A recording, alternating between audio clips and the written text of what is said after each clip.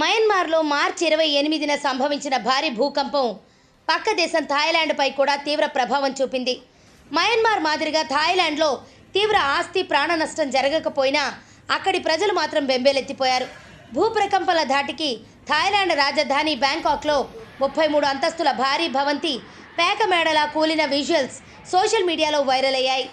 Bangkok నగరంలో ఆకాశాన్ని అంటుకున్నట్టు ఉండే భారీ భవంతులు ప్రకంపనల ధాటికి అటు ఇటు ఊగినా కూలిపోలేదు. ఆ భవంతుల పైన ఉన్న స్విమ్మింగ్ పూల్స్ నుంచి నీళ్లు మాత్రం జలపాతాల మాదిరిగా కిందికి దూకాయి. ఎప్పుడూ నిర్మించిన భవనాలన్నీ భూకంపాన్ని తట్టుకున్నప్పటికీ ప్రస్తుతం మోడ్రన్ టెక్నాలజీతో నిర్మిస్తోన్న 33 అంతస్తుల భవనం ఎందుకు కుప్పకూలిందనే అనుమానాలు తలెత్తాయి. ఈ క్రమంలో ఈ ఘటనకు సంబంధించి మరో కొత్త కోణం బయటకు వచ్చింది.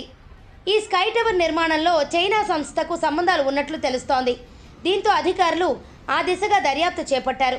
ఇదే సమయంలో ఈ భవనం వద్దకు 4 చైనీయులు అక్రమంగా వెళ్లి కొన్ని పత్రాలను తీసుకునేందుకు యత్నించగా వారిని అదుపులోకి తీసుకున్నారు.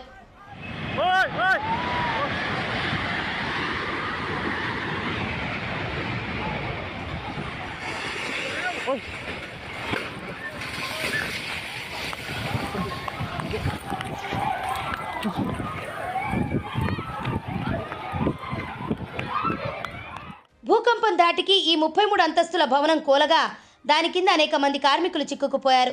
ఇప్పటి వరకు 8 మృతదేహాలను వెలికితీశారు. ఇంకా 50 మంది వరకు కార్మికులు శిథిలాల కింద ఉన్నారు.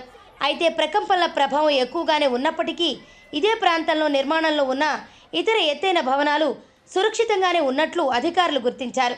ఈ ఒక్క భవనం మాత్రమే వెంటనే కూలిపోవడం చర్చనీయాంశంగా మారింది. ఘటనా స్థలాన్ని థాయిలాండ్ ఉప ప్రధాని అనుతిన్ చార్నివిరాకుల్ సందర్శించిన అనంతరం దీనిపై దర్యాప్తునకు ఆదేశించారు. డిజైన్లో లోపాలు ఉండొచ్చనే అనుమానాన్ని వ్యక్తం చేశారు.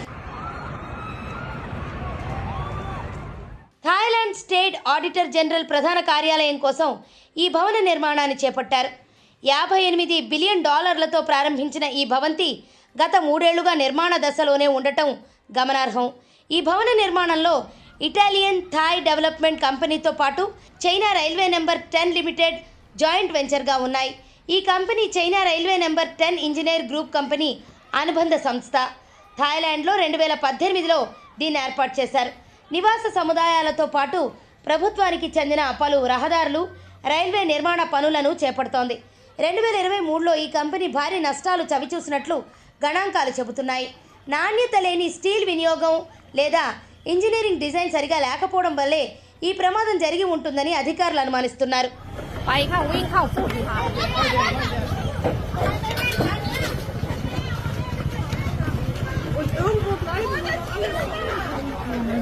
ఇదిలా ఉండగా ఈ భవనం నిర్మాణానికి సంబంధించిన పత్రాలను దొంగిలించేందుకు యత్నాలు జరగడం మరిన్ని అనుమానాలకు తావిస్తోంది. ఆదివారం భవన శిథిలాల వద్దకు చేరుకున్న 4 వ్యక్తులు అనుమతి లేకుండా లోనికి ప్రవేశించారు. శిథిలాల నుంచి కొన్ని పత్రాలను తీసుకెళ్లేందుకు యత్నిస్తుండగా భద్రతా సిబ్బంది గుర్తించి వారిని అదుపులోకి తీసుకున్నారు. వారిని ప్రశ్నించగా చైనా దేశస్థులని తెలిసింది. అందులో ఒకరు తాను ప్రాజెక్టు మేనేజర్ అని చెప్పినట్లు అధికారిక వర్గాల సమాచారం. ఇన్సూరెన్స్ క్లెయిమ్ చేసుకోవడం కోసం సంబంధిత పత్రాలు తీసుకెళ్లేందుకు వచ్చినట్లు వారు చెప్పారట. దీనిపై దర్యాప్తు చేస్తున్నట్లు పోలీసులు తెలిపారు.